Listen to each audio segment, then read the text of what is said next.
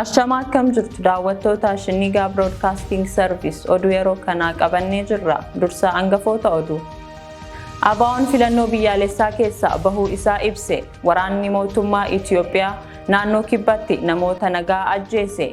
Miseensonni TPLF hidhaa jiran himannaan nurratti dhiyaate kan siyaasaati jedhan.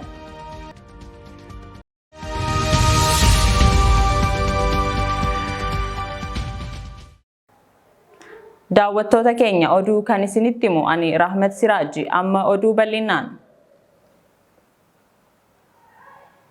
Abaa'oon filannoo biyyaalessaa keessaa bahuu isaa ibse. Addi bilisummaa Oromoo obbo Daawud Ibsaatiin hoogganamu filannoo biyyaalessaa Itoophiyaa 6ffaa keessaa akka bahuu murteessuu isaa ifatti labse. Gabaasa dabalataaf Oliifan Margaa. Kana dura dhaabichi waajjiraaleen cufamu miseensonni isaa hidhamuuf dirreen siyaasaa dhiphateera jechuun dhiibamaa jirra jedhus filannoo keessaa bahuu murteessine jedhee ture.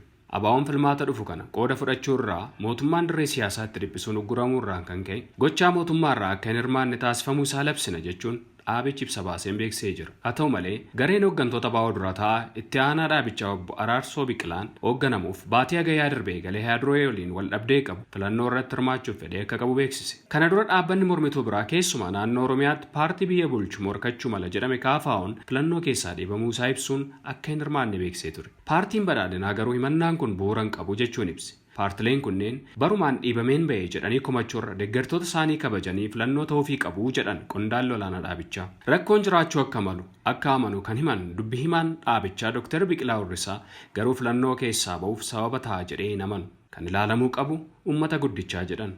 Kanas ka jedhan badii mootummaan bilxiqinnaa paartilee siyaasaa kanneen akka KFO'f ABO irratti raawwataa jiru aguuguuf yaadame. Gabaasa dhiyaateef Oliifan Margaa Shinniigaa Broadcasting Service irraa.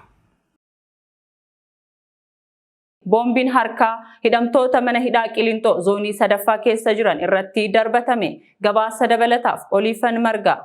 Guyyaa har'aa mana hidhaa Qilintoo keessatti walitti bu'iinsa guddaan leellistoota sirna nafxanyaaf ilmaan Oromoo jidduutti uumamee jiraachuu maddeen keenya toora sanaa Shinniigaaf himaniiru. Yeroo ammaa kanas meeshaa gurguddaan akka dhukaafamaa jiru dhaga'amaa jira. Qilintoo zoonii 3ffaatti hidhamtoota irratti boombiin darbatameeraa jedhame. Namoota miidhamaniif miidhaan haga ammaa qaqqabees hin beekamne. Konoleel Gammachuu Ayyaanaa tibba darbe jeequmsaaf shira xaxxoonni sochii taasisaa akka jiran eeruun sodaa nageenyaa achitti uumamuuf deemuuf bulchiinsi mana sirreessaa akka hordofu akkasumas fala akka kaa'uuf xalaa barreessuun isaa kan yaadatamudha. Odeessa dabalataa akkuma nu dhaqqabeen kan isin biraan geenyu ta'a. Gabaasa dhiyaateef Oliifan Margaa Shinniigaa Broadcasting Service irraa.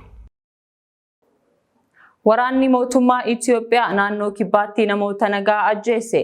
Naannoo kibbaa bakka addaa aanaa Amaaroo jedhamutti waraanni mootummaa Itoophiyaa namoota nagaa 8 bakka isaan walgahii ta'anitti rasaasa itti roobsuun ajjeesuun isaa beekame. Waltajjii kana irratti akka waan hawaasni Oromoo Gujii fi uummatni naannoo kibbaa daangaa irratti wal dhabanitti fakkeessuun walgahii waamsisanii bakka isaan taa'aa jiranitti ajjeesuu isaaniitu kan gabaafame. Gocha kana ofumaa isaati kan raawwate mootummaan Itoophiyaa akka waan gocha kana waraanni bilisummaa Oromoo ona sana keessa socho'u raawwatetti kan gabaasaa jiran. Badimool fakkaatuun kan beekamu mootummaan Itoophiyaa duula maqaa balleessii waraana bilisummaa Oromoo irratti gaggeessuuf akkasumas uummata Oromoo naannoo daangaa irra jiraatan ollaan walitti buusee nagaa fi tasgabbii dhorkuuf yaadee kan hojjete ta'uun ifoomee jira. Mootummaan Itoophiyaa hawaasa nagaa gooluuf gochuma wal fakkaatuun naannoo Beenishaangul Gumuzitti raawwatee turuun isaanii yaadatama. Arsii dheeraatti manni murtii waliigala Oromiyaa murtee dabaa dabarse. Manni murtii waliigala Oromiyaa dhaddacha Shawaa Bahaa guyyaa kaleessaa murtii dabaa qeerroowwan godina Arsii magaalaa dheeraa irraa du'a artiist Haacaaluu Hundeessaa hordofuun hidhaman irratti murtii dabaa dabarsee jira. Murtii dabarseenis tokkoffaa qeerroo Addisuu Hambisaa hidhaa cimaa waggaa 3, lammaffaa qeerroo Abbabaa Nagaash hidhaa cimaa waggaa 3, sadaffaa qeerroo Abdallaa Muhammad hidhaa cimaa waggaa 3, afraffaa qeerroowwan maqaan isaanii hin eeramin 10 irratti hidhaa waggaa 1 fi ji'a 6 irratti dabarsee jira. Mootummaan bilxiqinnaa haqa uummata Oromoo awwaaluun badii tokko malee Oromoo irratti dararaa fi hidhaa raawwachuu itti fufuu qeerroon gabaasee jira. Pirezidaantiin Itoophiyaa Sahaalawarq Zawudee pirezidaantii Keenyaa Uhuruu Keenyaataa waliin wal argan. Pirezidaantiin Itoophiyaa Sahaalawarq Zawudee pirezidaantii Keenyaa Uhuruu Keenyaataa waliin Naayiroobitti wal arguun waajjirri pirezidaantii Keenyaa beeksise. Gabaasa dabalataaf Oliifan Margaa. Aangawoonni kunneen lamaan dhimmoota Keeniyaa, Itoophiyaa fi naannichaa irratti akka mari'atan waajjirri pireezidaantii Keeniyaa kun ibsa baasee eeree jira.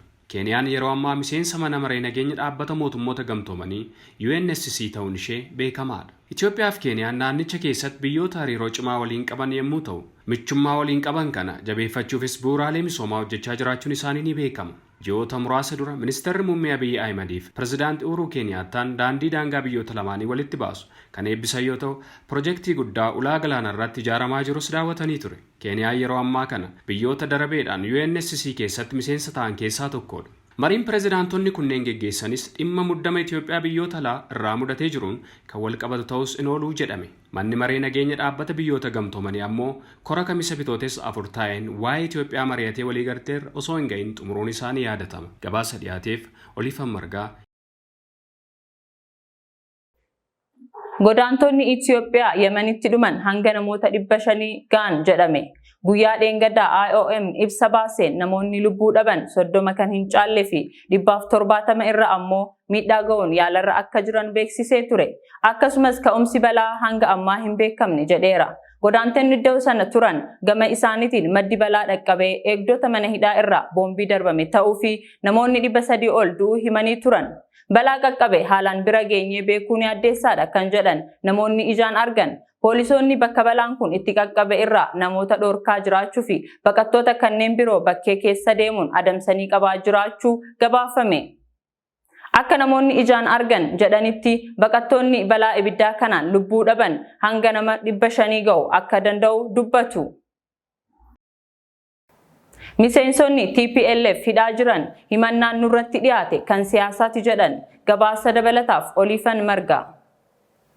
Magaalaa Finfinneetti hidhaa kan jiran hooggantoonni olaanoo duraanii TPLF himannaan irratti dhiyaate kan siyaasaati jechuun akka amanan himan. Hidhamtoonni kun kana kan dubbatan haala qabiinsa hidhaa isaanii irratti yeroo koomishiniin mirga namoomaa Itoophiyaa irraa obbo Daani'el Baqqalaa fi ogeessonni koomishinichaa isaan daawwatanitti.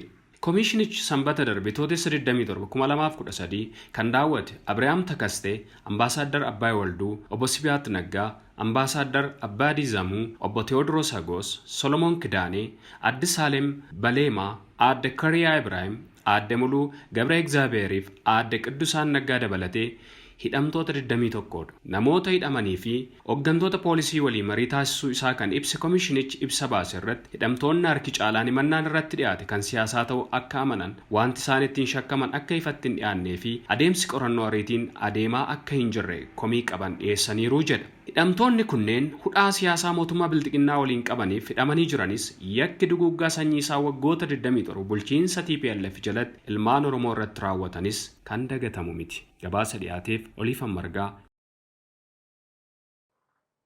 Odeessa biyya alaatiin hiriira guyyaa dubartootaa Meeksikoo irratti poolisii fi hiriirtonni walitti bu'an. Meeksikoo Sitii keessatti hiriira guyyaa dubartoota idil addunyaa irratti rogeeyyii fi poolisoonni walitti bu'an. Qondaaltonni poolisii addabaabayii Zookaaloo irratti mormitoota bittinsuuf gaazii nama boochisu fayyadamaa turan. Mormitoonni mootummaa dhimma haleellaa koorniyaa irratti xiyyeeffate feemisaayid jedhamuu fi ajjechaa dubartoota biyyattii keessatti gaggeeffamu deebii akka kennu gaafachaa turan. Akka gabaasa mootummaatti bara 2020 keessa baay'eetti yoo xiqqaate dubartoonni 939 ta'e haleellaa feemisaayidiin miidhamanii jiru. Wixata kaleessaa dubartoonni ijoollee isaanii durbaa waliin ta'an dabalatee dubartoonni 60,000 lakkaa'aman hiriira magaalaa guddittii Meeksikoo keessatti gaggeeffame irratti hirmaatanii jiru. Daawwattoota keenya oduu saatii kanaaf jenne kan hanga ammaa ture qophiilee Shinniigaa waliin turtii gaarii.